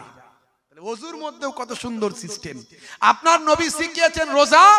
রোজা হচ্ছে অটোফেজি। অটোফেজি মানে আত্মভক্ষণ। একে ভাই আমার নিজেকে খেয়ে ফেলা। জাপানের বিজ্ঞানী ওসিনোরি এই অটোফেজি নিয়ে গবেষণা করে নোবেল প্রাইজ পেয়েছেন। তাই অটোফেজি মানে আত্মভক্ষণ। জীবিত কোষ খাদ্য না পেয়ে মৃত কোষগুলোকে খেয়ে শরীরকে আবার নতুন করে শক্তিশালী করে দেয়, ক্যান্সারের মতো ভয়ঙ্কর জীবাণু থেকে বাঁচিয়ে দেয়। তাই আপনার নবী রোজা শিখিয়েছেন, রোজার মধ্যেও সায়েন্স আছে। আপনার নবী যা শিখিয়েছেন, ডান দিকে কাত হয়ে ঘুমাতে বলেছেন, এর মধ্যেও বিজ্ঞান আছে, সায়েন্স আছে। বাম দিকে হার্ট, কেউ বাম দিকে কাত হয়ে ঘুমালে হার্টে প্রেসার পড়তে পারে। হার্টের কাজ হলো ব্লাডকে পাম্পিং করে শরীরের বিভিন্ন অর্গানগুলোতে পৌঁছে দেওয়া। 50, 60, 70 কেজি, 80 কেজি ওজনটা যদি হার্টে পড়ে, তাহলে ব্লাডকে সাপ্লাই দিতে অসুবিধা হতে পারে। একদিকে প্যারালাইসিস হতে পারে, অসুস্থ হতে পারে, শরীরে রোগ হতে পারে। আপনার নবী বলেছেন ডান দিকে কাত হয়ে ঘুমানো প্র্যাকটিস করো। একদিন দুদিন নয়, মাত্র 21টা দিন প্র্যাকটিস করলে দেখবেন আপনি যখনই শুবেন অটোমেটিক আপনার নার্ভ আপনাকে ডান দিকে কাত করে দেবে। জোরে বলুন সুবহানাল্লাহ। তো আপনার নবী যা শিখিয়েছেন, বসে পেচ্ছাপ করতে শিখিয়েছেন। বসে পেচ্ছাপ করি তো নাকি আমরা, না দাঁড়িয়ে চালাই? না, কিছু ছেলে আছে না, নাই, জিন্সের প্যান্ট পরে, বসে পেচ্ছাপ করার ক্ষমতা নাই, ও দাঁড়িয়ে দাঁড়িয়ে চালায়। যখনই ট্যাঙ্কের পানি ভর্তি হয় পাইপলাইন চালিয়ে দেয়। কথা ঠিক না ভুল? আছে না নাই? হ্যাঁ, আজকালকার পোলা দেখো সঠিক পথে চলে না, পিতামাতা গুরুজনের কথা তারা শোনে না। চুলগুলো ছোট ছোট, প্যান্ট শার্ট আটো সাটো, সুজোরা পায়ে দিয়ে, পেছনে ব্যাগ নিয়ে, লাল লাল জুতো পায়ে, চোখে কালো চশমা, 2 চোখ মেলে খোঁজে বেদের মেয়ে জোসনা, গায়ে হাতে ট্যাটু আঁকা, হেঁটে চলে আঁকা বাঁকা। কাছে গেলে দেখা যায় সুস্থ ছেলে না, কাছে গেলে দেখা যায় সুস্থ ছেলে না। তিরঙ্গার দুর্গন্ধে টেকা যায় না, তিরঙ্গার দুর্গন্ধে টেকা যায় না। ভালো চলছে ধান্দা, খাচ্ছে রজনীগন্ধা, আছে না নাই? কারবারে অশান্তি, চালাচ্ছে শান্তি, মন করবে কমল, খাচ্ছে ওরা বিমল। যেখানটা বসবে পুচ পুচ পুচ পুচ চষে দিয়ে বেরিয়ে যাবে। আমি বলি 12 বছর আর ঘাস জন্মাবে না। জিভ ঠোঁট দাঁত সব এক। আমি তো গন্ধে টিকতে পারি না। মাঝে মাঝে জলসা কমিটির ছেলেগুলো খায়, হুজুর যদি কোনোদিন লেট করে ওদের টেনশনে ঘাম ঝরে যায়। হ্যাঁ, আর যেই হুজুর গাড়ি থেকে নামে ও ছুটে ছুটে যায়, দূর থেকে আওয়াজ দেয়, হুজুর আসসালামু আলাইকুম। সর্বনাশ করে মাল ভিতরে ঢুকে রেখেছে রে, বুঝতে পারছো? আর আমার তো গন্ধে বমি হয়ে যাওয়ার মতো অবস্থা। বিড়ি সিগারেটের গন্ধ আর এই তিরঙ্গা গুটকার গন্ধ একদম সহ্য হয় না। মাঝে মাঝে যখন খেয়ে মুসাফা করতে আসে আমি 10 হাত দূর থেকে গন্ধ পেয়ে যাই, হাতটাকে ঘুরিয়ে দিয়ে মুখটাকে ঘুরিয়ে নি, হাতটাকে বাম দিকে দিয়ে মুখটাকে ডান দিকে করে নি। অন্তত বাবা কিছু বললে মনে দুঃখ লেগে যাবে, যা বলার ওয়াজে বলবো, নিল নিল, না নিল না নিল, আমি কি করব? আল্লাহকে বলবো আল্লাহ বলেছিল, ওরা শোনেনি। নবী বলেছেন নেশা হারাম, কুল্লু মুসকিরিন হারাম, আর ও বেটা নেশা করে, তো আমি আর কি করব? আমি আমার যা বলার বলে এলাম, বুঝিয়ে এলাম যেভাবে যা বলার, যদি না শোনে আমি কি করব? আল্লাহ, আমার কিছু করার নাই। আল্লাহ বলবে যা, তুই তো ডিউটি করে দিচ্ছিস, তুই বেঁচে গেলি, যা। কথা ঠিক না ভুল? ভাইরা আমার, তরুণ যুবকেরা আমার, কি মারাত্মক নেশা! বিড়ি খাই, বিড়ি দেখবেন মসজিদে নামাজ পড়ছে, মল্লিক বিড়ি পকেটে খরখর খরখর খরখর করছে, খালি নামাজ পড়তে বেরোতে দেরি, মাথার টুপি খোলে না, মুখে দুই দিয়ে ঠাস করে দিয়ে ফাঁস করে জ্বালিয়ে নাক দিয়ে ধোঁয়া উড়ি বেরিয়ে চলে গেল। আছে না নাই? বাথরুমে ঢুকলে বিড়ি লাগবি, বাথরুমে ঢুকলে বিড়ি লাগলিবি, ওপরে ধোঁয়া না মারলে নিচের মাল ক্লিয়ার হবে না। আছে না নাই? ভাইরা আমার, তরুণ যুবকেরা আমার, কি মারাত্মক গ্যাস! আবার আমার কানের কাছে এসে বল, ভাই আমার মুসাফা তো হলো, কিন্তু যেখানে বাঘের ভয় সেখানে সন্ধে হয়, কি করব? দেখছি আবার কানের কাছে এসে বলছে হুজুর দোয়া করবেন। ভাই দোয়া পরে হবে, সাইডে সরে সরে, দূর থেকে দোয়া হবে, দূর থেকে, কাছে দোয়া নাই, দূর থেকে হবে। বুঝতে পারছেন কি বিপদ বলেন দেখিনি? ভাইরা আমার, 1450 বছর আগে আল্লাহর নবী বলছেন নেশা হারাম। আমরা আবার নেশার উপরে ফতোয়া দিয়ে দিচ্ছি, এটা হলো মাকরুহে তাহরিমি, এটা হলো মাকরুহে তানজিহি। আরে মাকরুহে তাহরিমি হোক আর তানজিহি হোক, যাই হোক, মাকরু তো মাকরু মানি তো অপছন্দনীয়। কেন খাবেন আপনি? কেন খাবেন? ছাড়তে কেন পারবেন না? আপনি বলবেন হুজুর আপনি বড় বড় কথা বলছেন, মাঝে মাঝে জলসায় গেলে, আমি তো এসব কথা বেশি বলি, হ্যাঁ, মাঝে মাঝে জলসা গেলে কিছু জলসা কমিটির ছেলে আমাকে মাঝে মাঝে পরীক্ষা করার চেষ্টা করে, দেখি তো হুজুরকে, অজেতে তো বড় বড় ডায়লগ দেয়, বাস্তবে কি একটু দেখি চেক করে। খাওয়া দাওয়া করার পরে বলে হুজুর কি পান দেব, 120 না 420? চেক করছে কিরম, বুঝতে পারছেন? খালি কথাটা বের করে নেবে আর কি। হ্যাঁ, আমি তখন বুঝতে তো পেরে যাই, সবাই তো জানে, আমিও জানি, আমি বুঝতে পেরে যাই। আমি বলি আমিও ঘোরাচ্ছি, 120ও খাই না, 420ও খাই না। তাহলে হুজুর কি জর্দা খাবেন, শিব জর্দা না মল্লিক জর্দা? আমি মল্লিক জর্দাও খাই না, শিব জর্দাও খাই না। তাহলে হুজুর দোক্তা চলে নাকি? আমি দোক্তাও চলে না। তাহলে হুজুর কি পান খান, সাদা পান খাবেন না মিষ্টি পান? আমি মিষ্টি পানও নয়, সাদা পানও নয়। তখন বুঝতে পারলো হুজুর তাহলে পান খাবে না। তাহলে হুজুর কি খাবেন? এখনকার হাইব্রিড হুজুররা তো রজনীগন্ধা খায়। আমি বলি আমার ওসবেও ধান্দা নাই। তাহলে কি চলবে হুজুর? তিরঙ্গা, গুটকা, গোয়া, আমি বলি ওসবও চলে না। কি খান হুজুর? কিছুই খাই না, মাঝে মাঝে চা হলে হবে, না হলে না হবে, অসুবিধা নাই। বলে হুজুর নেশা নাই? আমি না, নেশা নাই। নবী বলেছেন নেশা হারাম, আমি নেশা করি না। হুজুর নেশা না করলে কি বেটা ছেলে হওয়া যায়? আমাকে কি মেয়ে ছেলে মনে হচ্ছে? হ্যাঁ, আমাকে কি দেখে মেয়ে ছেলে মনে হচ্ছে? ভাইরা আমার, তরুণ যুবকেরা আমার, 1450 বছর আগে আল্লাহর নবী বলছেন নেশা হারাম। আর মুসলমানের ছেলে আজকে ভাবুন তো, কোনো না কোনো একটা নেশা ঠিক করে রেখেছে। সবাই নাই, কিছু মানুষ আছে আমার মতো যারা কোনো নেশাই করে না। হ্যাঁ, বুক ফুলিয়ে বলতে পারবেন আমি কোনো নেশা করি না। বলতেও শান্তি লাগবে, বলতেও মজা লাগে, কথা ঠিক না বল? হ্যাঁ, দেখুন তো কোনো সমস্যা নাই, কোনো সমস্যা নাই। আপনি কিছুদিন একটু সমস্যা ফিল করবেন, দেখবেন তারপরে দেখবেন কোনো সমস্যা না, আপনার নার্ভ অ্যাডজাস্ট করে নিয়েছে। এখন আপনি নেশা করছেন না, নেশাটা আপনার নার্ভ করেছে, আপনার নার্ভ আপনার নেশাটা করেছে। আপনি যদি নেশাটা আপনি ছাড়তে ইচ্ছা করলো, নার্ভ বলবে খা খা খা, কিন্তু নার্ভের বিপরীতে গিয়ে আপনাকে কিছুদিন কন্ট্রোল করতে হবে, জোর করে লড়াই করতে হবে। এই যে মনের বিরুদ্ধে লড়াই, এটাই হলো বড় জিহাদ। এই যে এখন প্রচার করছে না একদল মানুষ রাজনীতি করে, এই মুসলমানরা জিহাদ করছে, জিহাদ। জিহাদ মানে মনে হয় হিন্দুদেরকে মেরে ফেলবে, খ্রিস্টানদেরকে মেরে ফেলবে, সব জিহাদ মানে মেরে ফেলা। বলুন না নাউজুবিল্লাহ। এই মনের বিরুদ্ধে লড়াই করা হলো সবচেয়ে বড় জিহাদ। এটাকে বলা হয় জিহাদে আকবার। আর কোথাও অন্যায় হচ্ছে দেখলে সেটা ক্ষমতা থাকলে হাত দিয়ে রুখে দাও, না পারো মুখ দিয়ে রোকো, না পারো ঘৃণা জেনে চলে যাও। এটা হলো জিহাদে আসগার, ছোট জিহাদ। জিহাদ মানে হলো অন্যায়ের বিরুদ্ধে ন্যায়ের পক্ষে থেকে লড়াই করা, এর নাম হলো জিহাদ। বুঝতে পারছেন? এই যে আপনি আপনার মনের বিরুদ্ধে লড়াই করেন। হে তরুণ যুবকেরা, হে আমার বন্ধুরা, শুনে রেখে দিন বাবা, জেনে রেখে দেন। নবী আমার বসে পেচ্ছাপ করতে বললেন। বসে পেচ্ছাপ করাতে নিয়ে ভাই আমার স্বাস্থ্য বিশেষজ্ঞরা বলল নবী ঠিক বলেছেন, বসে পেচ্ছাপ করলে শরীরের অবাঞ্ছিত বায়ুটা শরীর থেকে বের হয়ে যায়। আর ভাই আমার আপনার শরীরে যেই ভাই আমার পেটের ভিতরে, আমার আপনার পেটের ভিতরে একটা ইউরিনাল ড্রাম আছে, পেচ্ছাপের থলি আছে। আপনি যদি বসে পেচ্ছাপ করেন, শরীরের ওয়েটটা সেই পেচ্ছাপের থলির উপরেও প্রেসার পড়ে। আমাদের শরীরটা স্প্রিং এর মতো টানলে বেড়ে যায়, আবার বসলে চাপ দিলে আবার ছোট হয়ে যায়। এইভাবে শরীরের ওজন, শরীরের প্রেসারটা ওই ইউরিনাল ড্রামের উপর পড়ে। এই ড্রামের উপর পড়ার কারণে স্মুথলি পেচ্ছাপটা ক্লিয়ার হয়। অতিরিক্ত প্রেসার পড়ার কারণে ইউরিনটা পুরোটাই ক্লিয়ার হয়ে যাওয়ার সম্ভাবনা বেশি হয়। তাই স্বাস্থ্য বিশেষজ্ঞরা বলে এই ইউরিনাল ড্রামে প্রেসার কম থাকলে মেবি হতে পারে কয়েক ফোঁটা ইউরিন অবশিষ্ট জমে যায়। দীর্ঘদিন ধরে জমতে জমতে এক সময় সেটা স্টোনে পরিণত হয়, তখনই বলে পেচ্ছাপের থলিতে ভাই আমার পাথর হয়েছে। বলে কথা ঠিক না ভুল?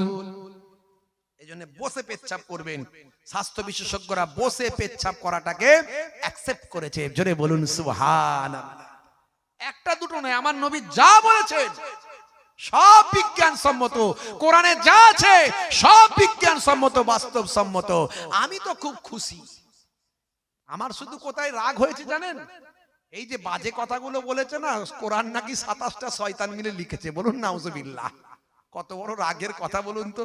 হ্যাঁ, লোকে পেলে তো মেরে ছিঁড়ে ফেলবে একদম। কথা ঠিক না ভুল? সেরকম কোরআনের প্রেমিক পেলে মেরে ছিঁড়ে ফেলবে। প্রমাণ দাও, দিতে পারবে? পারবে না। এই কথাগুলো আমার খারাপ লেগেছে, বড় দুঃখ লেগেছে ভাইরা আমার।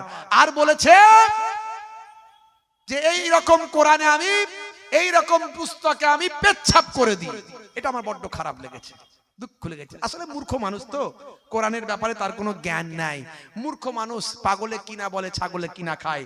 তবে আমরা চাইবো তিনি ক্ষমা প্রার্থনা করুন, তার বিরুদ্ধে আইনত ব্যবস্থা নেওয়া হোক। প্রশাসনের কাছে দাবি করেছি এবং বহু এফআইআর হচ্ছে চারিদিকে। বুঝতে পারছেন ভাইরা আমার, তরুণ যুবকেরা। তবে একটা জিনিস তিনি ভালো করেছেন, যেভাবে কোরআন নিয়ে প্রশ্ন চিহ্ন তৈরি করেছেন, এতে সবাই অন্তত একটু হলেও কোরআনটা পড়বে। এটা আমার বড় ভালো লাগছে, এটা আমার বড় ভালো লাগছে। হে তরুণ যুবকেরা, হে আমার বন্ধুরা, শুনে রেখে দিন বাবা, জেনে রেখে দেন। স্বাস্থ্য বিশেষজ্ঞ বললেন আপনার কোরআনে যা লেখা আছে, আপনার নবী যা বলেছেন, হে মাওলানা সাহেব, সবের মধ্যে বিজ্ঞান বাস্তবতা পাওয়া যায়, কিন্তু আপনাদের নবী শিখিয়েছেন হ্যাচ্ছ করে আলহামদুলিল্লাহ বলো। এর মধ্যে কি বিজ্ঞান পাওয়া যায়? এর মধ্যে কি সায়েন্স আছে? এর মধ্যে আবার কি বিজ্ঞান বাস্তবতা আছে? মাওলানা সাহেব বলল এটা আমার কাজ নয়, আপনার কাজ। আমার কাজ নবীকে ফলো করা। আপনি যদি বলেন এর মানে মতলব কি, সেটা বুঝিয়ে দেব, কিন্তু বিজ্ঞান আছে কি না আছে সেটা আমি বলবো কেন? সেটা আপনি বুঝবেন। মাওলানা সাহেবের কথা শুনে স্বাস্থ্য বিশেষজ্ঞ বলছে হ্যাঁ আলহামদুলিল্লাহ, সমস্ত প্রশংসা আল্লাহর। কি পেলাম কিছু তো বুঝতে পারছি না। আচ্ছা মাওলানা সাহেব বলুন তো, এই আলহামদুলিল্লাহ মানেটা কি বলুন তো? মাওলানা সাহেব বলছে আলহামদুলিল্লাহ মানে হলো সমস্ত প্রশংসা আল্লাহর। বলছে ও আচ্ছা বুঝলাম। আচ্ছা বলুন তো মাওলানা সাহেব, আপনারা কখন কখন আলহামদুলিল্লাহ বলেন? মাওলানা সাহেব বলছে যখন আমরা খুশি হয়ে যাই, কোনো বিষয়ে যখন আনন্দিত হয়। আমার ছেলে পরীক্ষা দিচ্ছে, ভালো রেজাল্ট করেছে, আমরা বলি কি? যারা বলেন আলহামদুলিল্লাহ নাকি ইন্নালিল্লাহ? কি বলি? হ্যাঁ কি বলি? একটু হ্যাঁ বলেন। হ্যাঁ জোরে বলুন আলহামদুলিল্লাহ। হে তরুণ যুবকেরা, আপনার ছেলে ভালো পরীক্ষায় পাস করেছে, কি বলবেন? জোরে বলুন না, কি বলবেন? আপনার ছেলে চাকরি পেয়েছে, কি বলবেন? করিম চাচা মারা গেছে, কি বলবেন? আলহামদুলিল্লাহ। কে বলছে আলহামদুলিল্লাহ? ইন্নালিল্লাহ বলবেন, তাই তো? হ্যাঁ, জায়গা জানতে হবে কোনটা কোনখানে লাগাতে হবে, নাহলে বিপদ আছে। ডিস ব্রেক না মারতে পারলি অ্যাক্সিডেন্ট, ডিস ব্রেক না মারতে পারলি অ্যাক্সিডেন্ট। কথা ঠিক না বল? সবে সিস্টেম আছে বাপ, জানতে হবে। ওয়াসিম সরকার তো এগুলো জানে না। করিম চাচা মারা গেছে, সেখানেও বলছে ইনশাআল্লাহ। মানে সেরকমই ঘটনা আর কি, মানে জাস্ট ফর এক্সাম্পল। হ্যাঁ, করিম চাচা মারা গেছে বলছে সুবহানাল্লাহ, মানে জাস্ট ফর এক্সাম্পল এরকমই হয়েছে কেসটা। এই যে ওনার কেসটা যেটা ঘটেছে না, ঠিক এরকম কেস। এই জন্যে বাবা সব যেটা জানো না সেটা নিয়ে বলো না বাপ। আমি যদি গীতা নিয়ে কথা বলতে চাই, আমার তো মূর্খামির পরিচয় দেওয়া হবে, কারণ আমি সে বিষয় নিয়ে স্টাডি করিনি। তবে আমি গীতা শ্রদ্ধা করি, আমি গীতা শ্রদ্ধা করি, আমি বাইবেল শ্রদ্ধা করি, আমি ত্রিপিটক শ্রদ্ধা করি, আমি বেদ শ্রদ্ধা করি, কারণ এটা হাজার হাজার কোটি কোটি মানুষের আবেগ জড়িয়ে আছে। কিন্তু আমি যদি সেটা নিয়ে কোনো ভুল ভ্রান্তি কথা বলতে যাই, আমাকে সে বিষয়ে অনেক জ্ঞান অর্জন করতে হবে, অত সহজ নয়। না হলে আমার অমুসলিম ভাইয়ের আমাকে ছেড়ে কথা বলবে নাকি? ছেড়ে কথা বলবে? থানায় থানায় মামলা, এতদিন জেলে, কথা ঠিক না ভুল? অসীম সরকার তো এমএলএ এখনো জেলে যাচ্ছে না, কি হবে কে জানে। হে তরুণ যুবকেরা, হে আমার বন্ধুরা, হে আমার মুরব্বিয়ানেরা, শুনে রেখে দিন বাবা, জেনে রেখে দেন। হে মুসলমান একটু লক্ষ্য করুন, এমন সময় স্বাস্থ্য বিশেষজ্ঞ বললেন, হে মাওলানা সাহেব, আপনার নবী শিখিয়েছেন যখন খুশি হয়ে যাবেন তখন আপনি আলহামদুলিল্লাহ বলবেন। আপনি হ্যাচ্চ করলেন, হ্যাচ্চ করে কি খুশি হলেন যে আলহামদুলিল্লাহ বললেন। মাওলানা সাহেব বললেন এটা আমার কাজ নয়, হ্যাচ্চ করে কি খুশি হয় সেটা আপনার কাজ, আপনি বের করেন। মানুষ হ্যাচ্চ করলে কি খুশি হয় সেটা আপনার কাজ, আপনি বের করেন। আমাকে নবী বলতে বলেছে আমি বলি, আমি নবীর শিষ্য, আমার নবী আমার গুরু যা করতে বলেছে তাই করি। ও কি হয় না হয় আমার দেখার দরকার নাই। আপনার যদি ইচ্ছা যায় আপনি গবেষণা করে বের করুন, আপনার মনে হয়েছে বের করুন। হে তরুণ যুবকেরা, স্বাস্থ্য বিশেষজ্ঞ গবেষণা শুরু করলেন, দীর্ঘদিন ধরে গবেষণা করলেন। গবেষণা করে মাওলানা সাহেবকে হাসতে হাসতে বললেন, মাওলানা সাহেব পেয়ে গিয়েছি। কি পেলেন? বলে পেয়ে গিয়েছি আপনার নবী শিখিয়েছেন যখন মানুষ খুশি হয়ে যায় তখন সে আলহামদুলিল্লাহ বলেন, আল্লাহর প্রশংসা করে, মহান আল্লাহর কৃতজ্ঞতা জ্ঞাপন করে। আপনার নবী শিখিয়েছেন যখন তুমি খুশি হয়ে যাবে তখন মহান আল্লাহর প্রশংসা করবেন, আলহামদুলিল্লাহ বলবেন, সব তারিফ আল্লাহ কে লিয়ে বলবেন, আল্লাহর প্রশংসা করবেন। হে মাওলানা সাহেব শোনেন, আপনি বলার পরে আমি গবেষণা শুরু করলাম, হ্যাচ্চ করলের মধ্যে কি খুশি হয় যে মানুষ আলহামদুলিল্লাহ বলবেন, মুসলমান আলহামদুলিল্লাহ বলেন।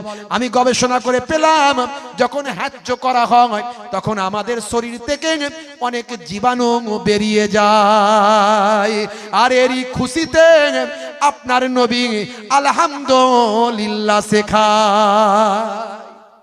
জোরে হবে না? আরে জোরে হবে না? হ্যাঁ, দেখবেন হ্যাচ্চ করার পরে শরীরটা হালকা হয় না, হয় না, একটু ফ্রেশ হয় না, হয় না। মেডিকেল সায়েন্স বলছে আমাদের অনেক জীবাণু বেরিয়ে যায়, তাই কারোর দিকে মুখ করে হ্যাচ্চ করবেন না। মুখে হাত দিয়ে কিংবা কাপড় দিয়ে কিংবা অন্যদিকে মুখ করে, যাতে করে আপনার জীবাণু অন্যের কারো শরীরে না যায়। জোরে বলুন সুবহানাল্লাহ। হে তরুণ যুবকেরা, এগুলো সবই ইবাদত। হ্যাচ্চ করে আলহামদুলিল্লাহ বলবেন ইবাদত। আল্লাহ বললেন ইবাদতের জন্য সৃষ্টি করেছি, ইবাদত ছাড়া অন্য কোনো উদ্দেশ্যে নয়। তবে ইবাদত গুলোর মধ্যে সবচেয়ে বড় ইবাদত হলো নামাজ। কথা ঠিক না ভুল? মুসলমানের ছেলে নামাজ ছেড়ে দিয়েছে, আছে না নাই? বান্দা নামাজ পড়ো, আঁকড়ে ধরো, ছেড়ো না নামাজ এক জীবনে, করোনা কাজা হবে যে সাজা, দোজখ ঠিকানা আখিরাতে, দোজখ ঠিকানা আখিরাতে। ফজর গেল ঘুমে ঘুমে, জোহর বেলাতে কাজ, আসর গেল পাসার আড্ডায়, মাগরিব হেলা ফেলাই। জোরে হবে না? ভাই বলছে সুবহানাল্লাহ। ফজর হেলা ফেলাই চলে গেল, জোহর হেলা ফেলাই চলে গেল, বলছে সুবহানাল্লাহ। রাগ করবেন না, একটু মাঝখানে আপনি ইমোশনালি বলছেন, বুঝতে পারছি, সবই বোঝেন যে হেলা ফেলাই যদি ফজরের নামাজ পার হয়ে যায় সুবহানাল্লাহ বলবো না ইন্নালিল্লাহ বলবো? যারা বলেন হেলা ফেলাই যদি আসরের নামাজ পার হয়ে যায়, গেম খেলতে গিয়ে, ক্যারাম খেলতে গিয়ে, তাহলে সুবহানাল্লাহ না ইন্নালিল্লাহ? ইন্নালিল্লাহ। বান্দা নামাজ পড়ো আঁকড়ে ধরো, ছেড়ো না নামাজ এক জীবনে, করো না কাজা হবে যে সাজা, দোজখ ঠিকানা আখিরাতে, দোজখ ঠিকানা আখিরাতে। আল্লাহ রাব্বুল আলামিন আমাদের আখিরাতে দোজখের ঠিকানা থেকে হেফাজত করুন। বলুন আল্লাহুম্মা আমিন, বলুন আল্লাহুম্মা আমিন। প্রত্যেকে আমরা নামাজি হও, বলুন ইনশাআল্লাহ। যারা নামাজ জানেন না, যেভাবে নামাজ পড়ে সেভাবে পড়বেন।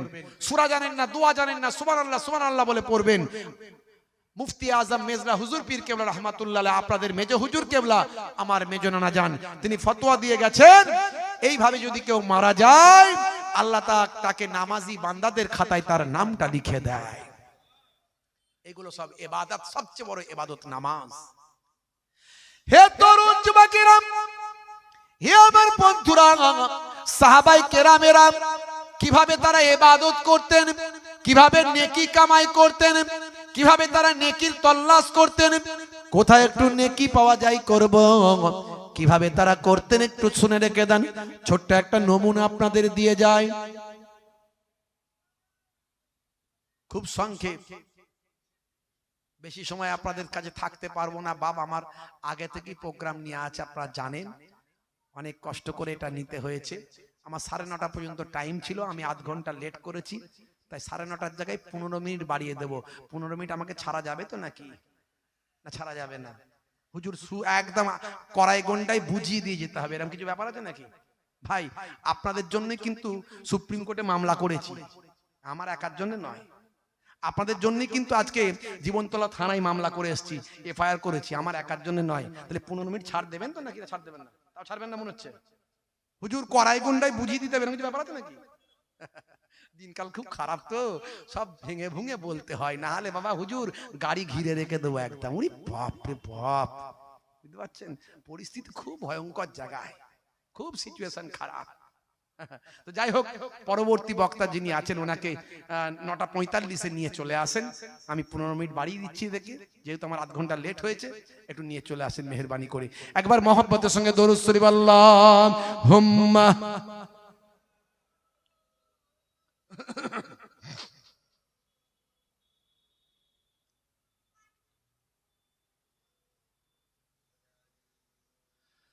হাজারো ব্যথা বেদনার পরে ফিরে আসুনি তুমি আপন ঘরে, দিনের আলো তুমি ছড়িয়ে দিতে চলে গেলে মদিনায় মক্কা ছেড়ে। হে রাসূল তোমাকে ভুলি আমি কেমন করে, হে রাসূল তোমাকে ভুলি আমি কেমন করে। আল্লাহুম্মা সাল্লি আলা।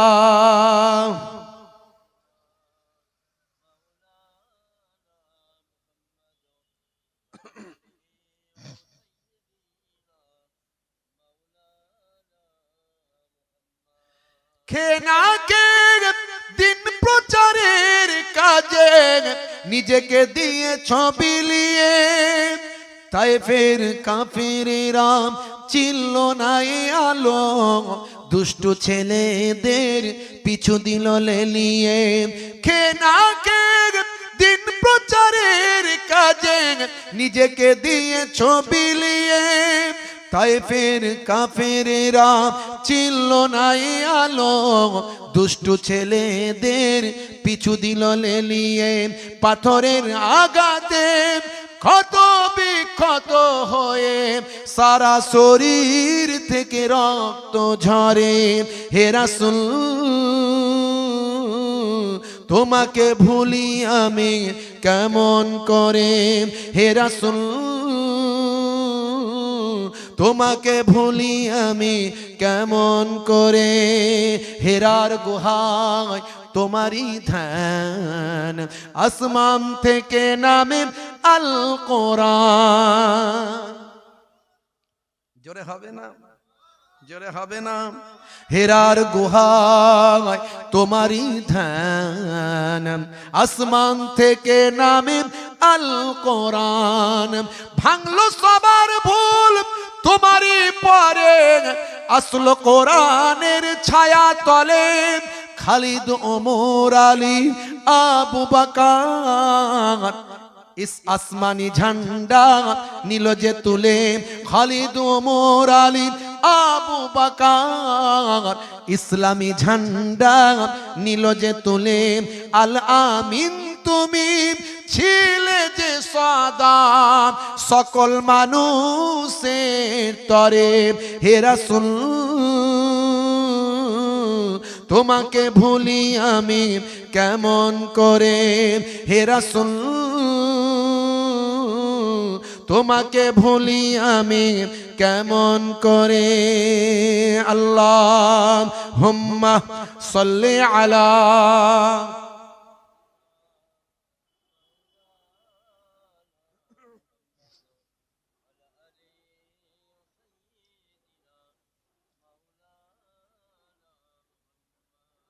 সাহাবায়ে কেরামরা কেমন করে নেকি সংগ্রহ করতেন, নবীর দেওয়া নির্দেশ তো তারা মানতেন, তারপরও চেষ্টা করতেন কিভাবে আমাদের খাতায় নেকি বাড়িয়ে ফেলবো, কি করে আমাদের খাতায় সওয়াব বাড়াবো, নেকি বাড়াবো। জোরে বলুন সুবহানাল্লাহ। সিলসিলা মাযহাব, ভাই আমার, হানাফি, মালিকি, শাফি, হাম্বলি, ফুরফুরা, তাবলীগ, দেওবন্দি, বেরেলি, লামাযহাবি, তারপরে এই মুফতি সাহেবের ভক্ত, এই ভাইজানের ভক্ত, এই হাজী সাহেবের ভক্ত, এই দাদাজানের ভক্ত, এই চাচাজানের ভক্ত, এই সব আর করবেন না, দেওয়ালে পিঠ থেকে গেছে। ওই জুয়েল রানাকে জিজ্ঞাসা করুন তুমি কার ভক্ত ছিলে, তোমাকে যে মেরে ফেললো? বলে বাবু অত শত বুঝি না, আমি তো মোবাইলে ওসব দেখতামই না, আমি তো ফ্রি ফায়ার খেলতাম। খালি আমাকে বললো তোর নাম কি, বললো জুয়েল রানা, মুসলিম? বলে হ্যাঁ। বলে পিটি মেরে ফেললো। আর আমরা এখানে দলবাজি করছি, মাদরামির জায়গা খুঁজে পাইনি। মাদরামির সীমা পরিসীমা আছে। যে বক্তাগুলো স্টেজে উঠে দলবাজি করে, সম্মানের সঙ্গে বলবেন আপনার হাদিয়া নিন, চলে যান, ইমাম সাহেব আপনার দোয়া করে দেবে। এখানে এসে বিতর্ক তৈরি করবেন না। এদের জন্য সমাজটা, মুসলিম সমাজ ধ্বংস হয়েছে। কথা ঠিক না ভুল বলেন? ভাইরা আমার, তরুণ যুবকেরা আমার, মুরব্বিয়ানেরা আমার, আমি আপনাদের কাছে বলবো মানুষকে ভালোবাসুন, মুসলমানকে ভালোবাসুন, হিন্দুকে ভালোবাসুন, খ্রিস্টান, জৈন, বৌদ্ধকে ভালোবাসুন, সকলকে ভালোবাসুন। আগে মানুষ হতে হবে।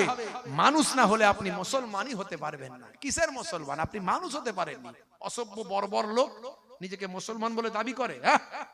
অসভ্য বর্বর লোক কি করে মুসলমান বলে দাবি করতে পারো?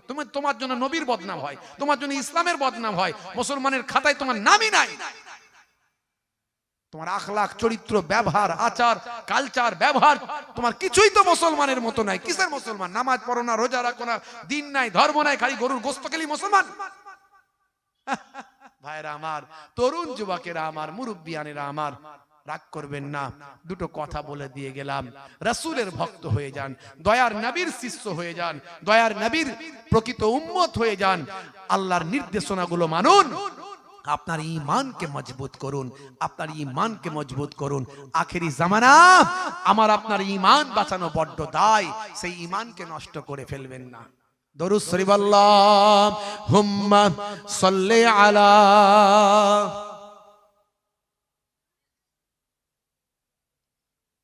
ওয়া আলা আলি।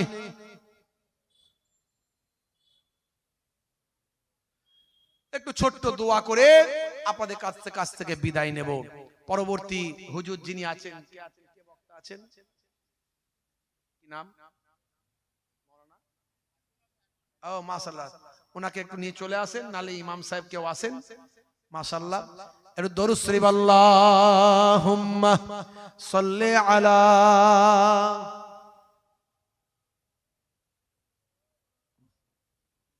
মাশাআল্লাহ। ঠিক আছে, ঠিক আছে,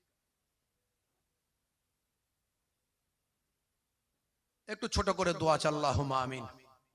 রব্বানা আতিনা ফিদ দুনিয়া হাসানা ওয়া ফিল আখিরাতি হাসানা ওয়া কিনা আযাবান নার।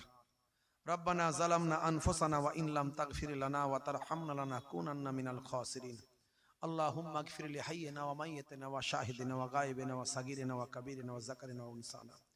আয় রাব্বি আল্লাহ রাব্বি মাবুদ, আয় রাব্বি স্রষ্টা, আয় রাব্বি প্রভু, এই পাক মাহফিলকে কবুল ও মঞ্জুর করুন আল্লাহ।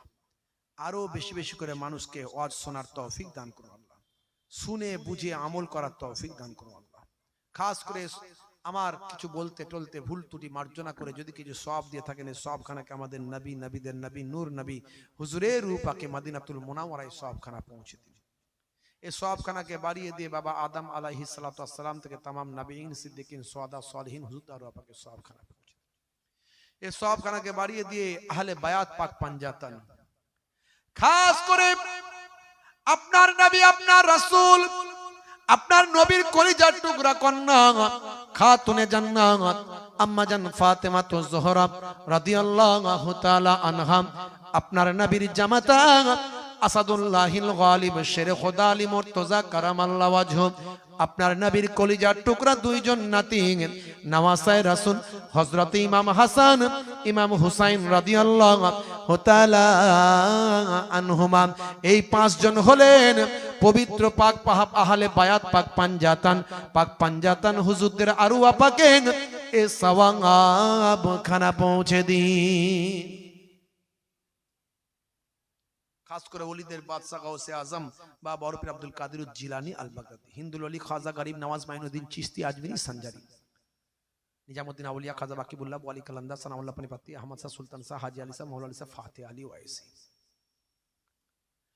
খাস করে এই সওয়াবখানাকে বাড়িয়ে দিয়ে আয় আমার আল্লাহ, আমাদের চোখের মনি, মাথার তাজ, বাংলা, আসাম, বাংলাদেশ, অখণ্ড ভারতবর্ষের কোনায় কোনায় যিনি দিন পৌঁছেছিলেন, শরিয়াত পৌঁছেছিলেন, ইসলাম পৌঁছেছিলেন, সকলের দাদা হুজুর আমার পন্নানা জান হুজুরের রূপাকে এ সওয়াবখানা পৌঁছে দিন।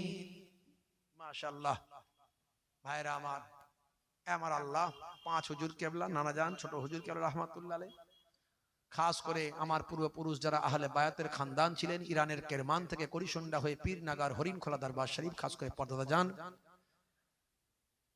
সৈয়দ শাহ ওসমান আলী কেরমানি আল হাসানি আল হুসাইনি পর্দাদা জান হুজুরের রূপাকে সওয়াবখানা, দাদা জান পীরনগরী হুজুর, খাস করে এ আল্লাহ আমার হরিণখোলা দরবার শরীফের আশেপাশে, হরিণখোলা দরবার শরীফ বিভিন্ন গোরস্থান নেক বান্দা ওলিয়া উলিয়া রাখা, আল্লাহ এই বসিরহাট এলাকায় বসিরহাট আল্লামা হুজুর গোরাচাঁদ আব্বাস হুজুর 24 ফাং নাজম যত আপনারা ওলিয়া ওলিয়ার আরাম ফরমাচ্ছেন, আল্লাহ খাস করে আমরা যারা এখানে হাজিরা দিচ্ছি আমাদের বাপকুল মাকুল শ্বশুরকুল শাশুড়িকুল সব খারাপ, আল্লাহ জালসা কমিটি, মসজিদ কমিটি, মাদ্রাসা কমিটির জাযা বদলা দুনিয়া আখিরাতে দান করে আল্লাহ। আমার পরবর্তী বক্তা জনাব হযরত মুহতারাম মাওলানা সাইফুল্লাহ সাহেব, আল্লাহ আমার অত্যন্ত প্রিয় মানুষ, ওয়াজ নসিহত করবেন, সুন্দর করে তাকে বলিয়ে দিন, দিনের ইসলামের খাদেম হিসাবে কবুল করুন, জাযা বদলা দুনিয়া আখিরাত দান করুন। আল্লাহ আমার পাশে সভাপতি সাহেব বসে আছেন, আল্লাহ মুরব্বী সাহেব বসে আছেন, আল্লাহ দিনের খাদেম ইসলামের জাযা বদলা দুনিয়া আখিরাত।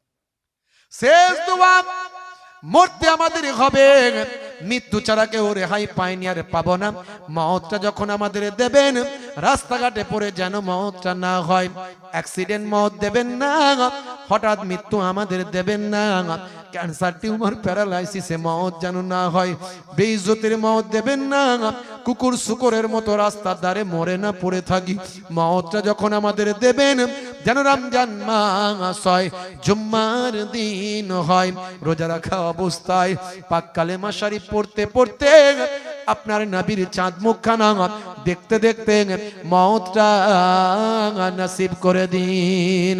আমিন আমিন আমিন আমিন আমিন লা ইলাহা ইল্লাল্লাহু মুহাম্মাদুর রাসূলুল্লাহ সাল্লাল্লাহু আলাইহি ওয়াসাল্লাম। কেউ ওটাউটি করবেন না, মজলিস নষ্ট করবেন না, সুন্দর একটা মজলিসটা মোটামুটি জমে গেছে, আর ওটাউটি করবেন না। সুনাম ধন্য বক্তা, অত্যন্ত শ্রদ্ধাভাজন ব্যক্তিত্ব,